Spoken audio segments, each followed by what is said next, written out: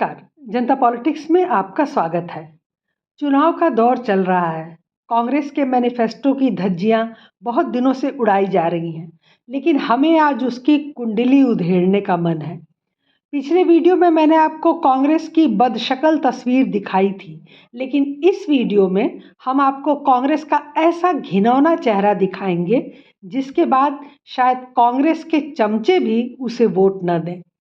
अधिकांश हिंदू कांग्रेस से नफरत क्यों करते हैं? मैं कांग्रेस से नफरत क्यों करती हूँ?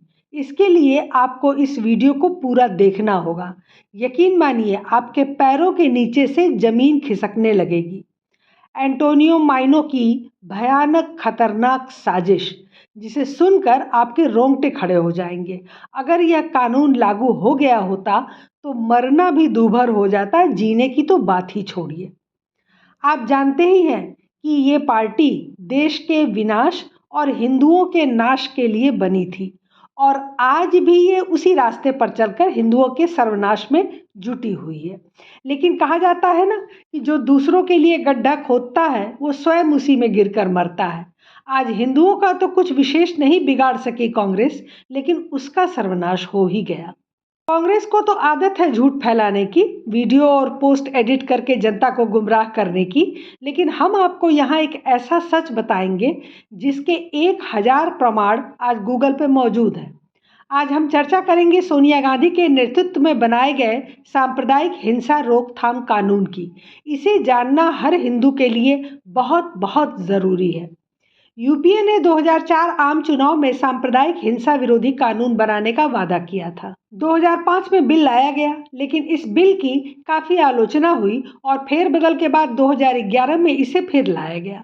बिल पर फरवरी 2014 में संसद में बहस हुई, जिसमें भाजपा ने बहुत कड़ा विरोध किया और इसके खतरनाक मंसूबे को जनता तक पहुंचा दिया। इस विरोध के बाद इसे वापस ले लिया गया। भाजपा और हिंदू समर्थक पार्टियों ने इसे हिंदू विरोधी बताया, क्योंकि उनके अनुसार इसका इस्तेमाल तभी हो सकता है जब अल्पसंख्यकों पर हमले हों। तमिलनाडु के मुख्यमंत्री जयललिता ने भी इस पर आपत्ति जताई थी, लेकिन समाजवादी पार्टी ने इस बिल का समर्थन किया था। बिल वापस लेने पर मुलायम सिंह ने कहा था कि कांग्रेस सांप्रदायिक ताकतों के आगे झुक गई। पहले तो यह जान लीजिए कि इस विधेयक को तैयार किसने किया था, तो आधी बात आपको वैसे ही समझ में आ जाएगी।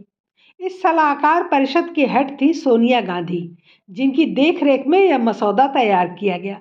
यह आश्चर्य की बात है कि राष्ट्रीय सलाहकार परिषद जैसी अनिर्वाचित संस्था, जो सोनिया गांधी गुट का घर है, उसको एक ऐसे विधेयक का मसौदा तैयार करने की अनुमति क्यों दी गई जो सांप्रदायिक सद्भाव के लिए बहुत महत्वपूर्ण था।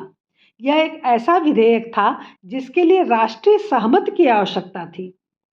ऐसा लगता था कि इस प्रस्तावित विधेयक को अल्पसंख्यकों का वोट बैंक मजबूत करने का लक्ष्य लेकर हिंदू समाज, हिंदू संगठनों और हिंदू नेताओं को कुचलने के लिए तैयार किया गया था।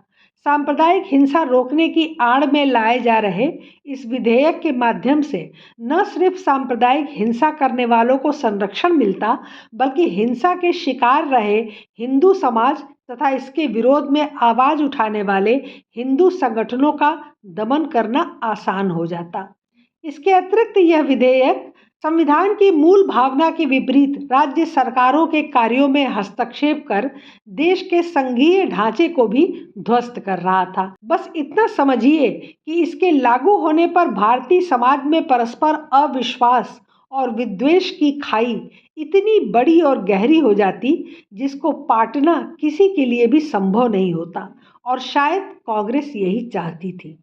जिस ड्राफ्ट कमेटी ने इस विधेयक को बनाया था, उसका चरित्र ही इस विधेयक के इरादे को स्पष्ट कर देता है। जब इसके सदस्यों और सलाहकारों में हर्ष मंडेर, अनु आगा, तीस्ता शीतलवाड़, फराह नकवी जैसे हिंदू विद्वेषी तथा सैयद शहाबुद्दीन, जॉन दयाल, शबनम हाशमी और नियाज फारूकी जैसे घोर सांप्रदायिक शक्तियों का हाथ हो, तो विधेयक के इरादे क्या होंगे, आसानी से कल्पना की जा सकती है।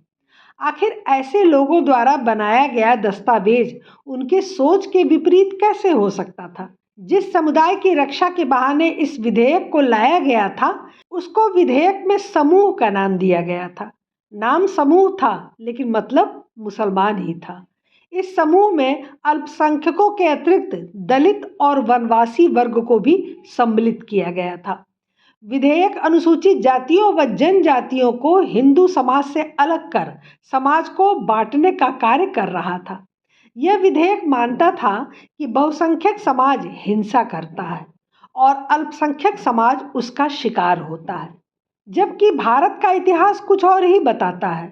हिंदू ने कभी भी गैर हिंदुओं को सताया नहीं, उनको संरक्षण ही दिया। उसने कभी हिंसा नहीं की, वह हमेशा हिंसा का शिकार हुआ है। क्या यह सरकार हिंदू समाज को अपनी रक्षा का अधिकार भी नहीं देना चाहती थी? क्या हिंदू की नियति सेकुलर बिरादरी के संरक्षण में चलने वाली सांप्रदायिक हिंसा से कुचले जाने की थी? किसी भी महिला के शील पर आक्रमण होना किसी भी सभ्य समाज में उचित नहीं माना जाता। यह विधेयक एक गैर हिंदू महिला के साथ किए गए दुर्व्यवहार को तो अपराध मानता था, परंतु हिंदू महिला के साथ किए गए बलात्कार को अपराध नहीं मानता था। जबकि सांप्रदायिक दंगों में हिंदू महिला का शील ही विधर्मियों के निशाने पर रहता है। इसे कश्मीरी पंडितों से ज़्यादा बेहतर कौन बता सकता है। इस विधेयक में प्रावधान था कि समूह के व्यापार में बाधा डालने पर भी यह कानून लागू होगा।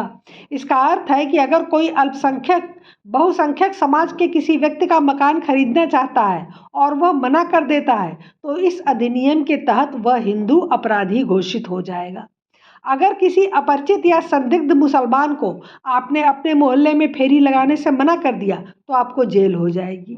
वो अल्पसंख्यक है, वो कुछ भी करे, आप उसे बोल नहीं सकते, रोक टोक नहीं सकते। इसी प्रकार अल्पसंख्यकों के विरुद्ध घृणा का प्रचार भी अपराध माना गया। यदि किसी बहुसंख्यक की किसी बात से किसी अल्पसंख्यक को मानसिक कष्ट हुआ हो तो वह भी अपराध माना जाएगा। मतलब अगर उनकी भावनाएं भी आहत हुई तो आप जेल में होंगे। इस बिल में प्रावधान था कि दंगों के दौरान दर्ज अल्पसंख्यक से संबंधित किसी भी मामले में सुनवाई कोई हिंदू जज नहीं कर सकता था। इस बिल में ये प्रावधान किया गया था कि कोई भी हिंदू दंगों के दौरान हिंसा, आगजनी, तोड़फोड़ के लिए अल्पसंख्यक समुदाय के विरुद्ध केस नहीं दर्ज करवा सकता था। इस बिल में ये प्रावधान किया गया था कि दंगों के दौरान अल्पसंख्यक समुदाय को हुए किसी भी प्रकार के नुकसान के लिए बहुसंख्यक समुदाय को ही जिम्मेदार माना जाएगा और अल्पसंख्यक समुदाय के नुकसान की भरपाई हिंदू से ही की जाएगी, जबकि बहुसंख्यक के नुकसान के लिए अल्पसंख्यक को जिम्मेदार नहीं ठहराया जा सकता है। आपका घर जल जाएगा तो उसके लिए कोई मुसलमान जिम्मेदार नहीं होगा। अगर आपके घर में कोई कमरा खाली है और कोई मुस्लिम आपके घर आता है उसे किराए पर मांगने के लिए, तो आप उसे कमरा देने से इनकार नहीं कर सकते थे, क्योंकि उसे बस इतना ही कहना था कि आपने उसे मुसलमान होने की वजह से कमरा देने से मना कर दिया। यानी आपकी बहन बेटी को छेड़ने वाले किसी अल्पसंख्यक के खिलाफ भी आप कुछ नहीं कर सकते थे। मतलब कि अगर कोई छेड़े तो छेड़ते रहने दो, वरना वो आपके खिलाफ कुछ भी आरोप लगा देगा, आपकी सीधी गिरफ्तारी और ऊपर से जज भी अल्पसंख्यक। अगर दंगों वाले इलाकों में किसी भी हिंदू बच्ची या हिंदू महिला का रेप होता था तो उसे रेप नहीं माना जाता। बहुसंख्यक है हिंदू, इसलिए उसकी महिला का रेप नहीं माना जाएगा। और इतना ही नहीं, कोई हिंदू महिला बलात्कार की पीड़ित हो जाती है और वो शिकायत करने जाती तो अल्पसंख्यक के खिलाफ नफरत फैलाने का केस उस पर अलग से डाल दिया जाता। कांग्रेस के दंगा नियंत्रण कानून में ये भी प्रावधान था कि कोई भी इलाका हो, बहुसंख्यकों को अपने किसी भी धार्मिक कार्यक्रम से पहले वहां के अल्पसंख्यकों का एनओसी लेना जरूरी था, यानी उन्हें कार्यक्रम की इजाजत लेनी थी। ऐसे हालात में अल्पसंख्यक बैठे बैठे जजिया कमाते, क्योंकि आपको कोई भी धार्मिक काम से पहले उनकी एनओसी लेनी होती और वो आपके पैसे की वसूली करते और आप शिकायत करते तो भेदभाव का केस आप पर, और ऐसे हालात में जज भी अल्पसंख्यक। इस एक्ट में एक और प्रस्ताव था जिसके तहत आपको पुलिस पकड़ के ले जाती। अगर आप पूछते कि आपने अपराध क्या किया है तो पुलिस कहती कि तुमने अल्पसंख्यक के खिलाफ अपराध किया है। तो आप पूछते कि उस अल्पसंख्यक का नाम तो बताओ, तो पुलिस कहती नहीं, शिकायतकर्ता का नाम गुप्त रखा जाएगा। अल्पसंख्यक वर्ग के किसी व्यक्ति के आपराधिक कृत्य का शाब्दिक विरोध भी इस विधेयक के अंतर्गत अपराध माना गया था। मतलब आप अतीक अहमद को माफिया या गुंडा नहीं कह सकते। यानी कि अफजल गुरु को फांसी की मांग करना, बांग्लादेशी घुसपैठियों के निष्कासन की मांग करना, धर्मांतरण पर रोक लगाने की मांग करना, लव जिहाद की बात करना, ये सब कुछ अपराध बन गया होता। दुनिया के सभी प्रबुद्ध नागरिक जानते हैं कि हिंदू धर्म, हिंदू देवी देवताओं व हिंदू संगठनों के विरुद्ध कौन विश्वमन करता है। गुजरात दंगे की बहुचर्चित घटना गोधरा में 59 राम भक्तों को जिंदा जलाने की प्रतिक्रिया के कारण हुई। यह तथ्य अब कई आयोगों के द्वारा स्थापित किया जा चुका है। अपराध करने वालों को संरक्षण देना और प्रतिक्रिया करने वाले समाज को दंडित करना किसी भी प्रकार से उचित नहीं माना जा सकता, लेकिन कांग्रेस के लिए यही न्याय था और शायद यही न्याय है। किसी निर्मम तानाशाह के इतिहास में भी अपराधियों को इतना बेशर्म संरक्षण कहीं नहीं दिया गया होगा। भारतीय संविधान की मूल भावना के अनुसार किसी आरोपी को तब तक निरपराध माना जाता है जब तक कि उसका दोष सिद्ध न हो जाए, परंतु इस विधेयक में आरोपी तब तक दोषी माना जाएगा जब तक वह अपने आप को निर्दोष सिद्ध न कर दे। इसका मतलब था कि किसी भी गैर हिंदू के लिए किसी हिंदू को जेल भेजना आसान काम बना दिया गया था। वह केवल आरोप लगाएगा और पुलिस अधिकारी आरोपी हिंदू को जेल में डाल देगा। इस विधेयक के प्रावधान पुलिस अधिकारी को इतना कस देते हैं कि वह उसे जेल में रखने का पूरा प्रयास करेगा, क्योंकि उसे अपनी प्रगति रिपोर्ट शिकायतकर्ता को निरंतर भेजनी होगी। सोचिए, पुलिस उस अपराधी के साथ क्या क्या कर रही है, इसकी पूरी रिपोर्ट उसे शिकायतकर्ता को भेजने का नियम बनाया गया था। यदि किसी संगठन के कार्यकर्ता पर सांप्रदायिक घृणा का कोई आरोप है तो उस संगठन के मुखिया पर भी शिकंजा कसा जा सकता था। मतलब बजरंग दल का कोई एक कार्यकर्ता किसी मुस्लिम को उल्टा सीधा कह दे तो उसके साथ बजरंग दल के संस्थापक, मुखिया सब पकड़ के अंदर जाएंगे और संस्था पर भी बैन लग जाएगा। इसी प्रकार यदि कोई प्रशासनिक अधिकारी हिंसा रोकने में असफल है तो राज्य का मुखिया भी जिम्मेदार माना जाएगा। मतलब मुख्यमंत्री भी दोषी होगा अगर वहां कोई सांप्रदायिक हिंसा हो जाती है तो। यही नहीं, किसी सैन्य बल, अर्धसैनिक बल या पुलिस के कर्मचारी को तथाकथित हिंसा रोकने में असफल पाए जाने पर उसके मुखिया पर भी शिकंजा कसा जा सकता है। यानी कि सेनाओं के चीफ भी लपेटे जाते अगर सेना ने हिंसा पर काबू नहीं पाया तो। आप सोच कर देखें कि अगर भाजपा न होती तो आज ये कानून देश में लागू होता और ऐसे में हिंदुओं की तो छोड़िए, हमारी सेना और पुलिस दोनों यातनाएं सह रहे होते।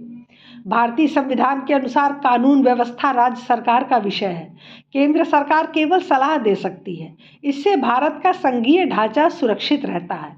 परंतु इस विधेयक के पारित होने के बाद सांप्रदायिक हिंसा राज्य के भीतर आंतरिक उपद्रव के रूप में देखा जाता और केंद्र सरकार को किसी भी विरोधी दल द्वारा शासित राज्य में प्रत्यक्ष हस्तक्षेप का अधिकार मिल जाता। इसलिए यह विधेयक भारत के संघीय ढांचे को भी ध्वस्त करने वाला था। विधेयक अगर पास हो जाता तो हिंदुओं का भारत में जीना दूभर हो जाता। देशद्रोही और हिंदू द्रोही तत्व खुलकर भारत और हिंदू समाज को समाप्त करने का षड्यंत्र करते रहते, परंतु हिंदू संगठन इनको रोकना तो दूर, इनके विरुद्ध आवाज भी नहीं उठा पाते। हिंदू जब अपने आप को कहीं से भी संरक्षित नहीं कर पाता तो धर्मांतरण का कुचक्र तेजी से प्रारंभ हो जाता। इससे भी भयंकर स्थिति तब होती जब सेना, पुलिस व प्रशासन इन अपराधियों को रोकने की जगह इनको संरक्षण देते और इनके हाथ की कठपुतली बन देशभक्त हिंदू संगठनों के विरुद्ध कार्रवाई करने के लिए मजबूर हो जाते।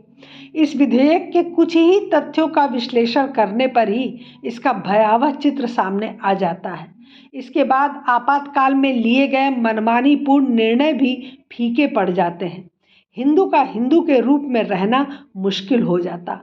सुब्रमण्यम स्वामी ने इस बिल का सबसे पहले विरोध शुरू किया था और उन्होंने इस बिल के बारे में लोगों को जब बताया तो 2012 में हिंदू कांप उठे थे। तभी से कांग्रेस के खिलाफ हिंदुओं ने एकजुट होना शुरू कर दिया था।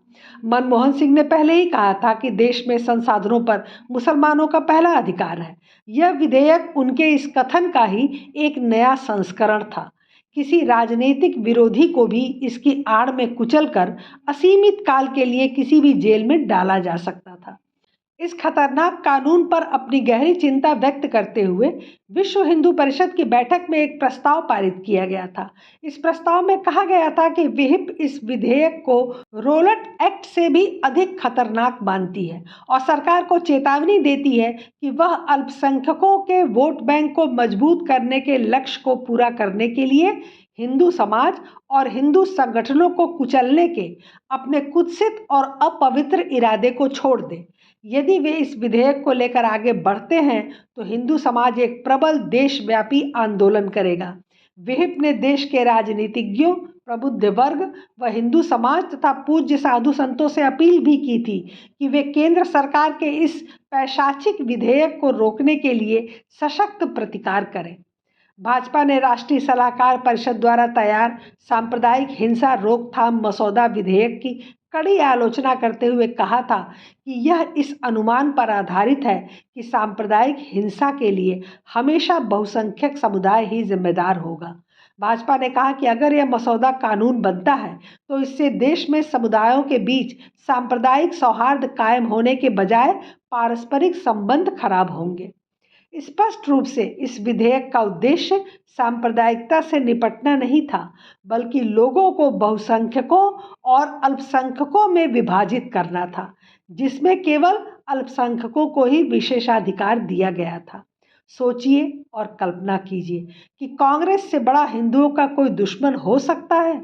हर बार हर कदम पर कांग्रेस ने एड़ी चोटी का जोर लगाया हिंदुओं को खत्म करने और सनातन धर्म को मिटाने का। 70 सालों से यह सिलसिला आज तक जारी है। आज कांग्रेस सत्ता में नहीं है तो तिलमिला कर रह जा रही है, लेकिन जिस दिन उसे सत्ता मिल गई वो पुनः एक बार हिंदुओं के सफाए का कोई नया प्लान बनाएगी। उसकी कोशिशें कभी समाप्त नहीं होंगी जब तक कि कांग्रेस न समाप्त हो जाए। अब सोचिए आपको क्या करना है। अगर आप सचमुच हिंदू हैं तो, अगर मिश्रित ब्रीड है तो शौक से जाइए और कांग्रेस को वोट देकर अपनी पैदाइश पर मुहर लगाइए, अन्यथा इनके समूल नाश में जुट जाइए और इस वीडियो को हर कांग्रेसी तक पहुंचाइए। आज के लिए फिलहाल बस इतना ही। हमारे चैनल को सब्सक्राइब करें, लाइक करें और शेयर करें। अपने विचार हमें कमेंट बॉक्स में ज़रूर बताएं। धन्यवाद। नमस्कार।